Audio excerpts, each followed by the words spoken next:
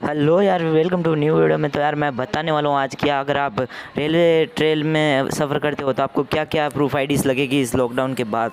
तो मैं बता दूं कि आपको एक प्रूफ आईडी यानी आधार कार्ड और पैन कार्ड वगैरह, जो वोटर आईडी है या लाइसेंस ड्राइविंग का है वो लगेगा। और उसके साथ अगर आपके पास नेगेटिव रिपोर्ट नहीं है कोरोना वायरस की तो आपको वहीं से घर भेज दिया जाएगा। तो अगर आप कहीं पर भी जा रहे हो तो आपके पास नेगेटिव रिपोर्ट ज़रूर होनी चाहिए। अगर वीडियो अच्छा लगा तो लाइक कर दो एंड सब्सक्राइब कर दो फॉर मोर वीडियोज़ में। Thank you.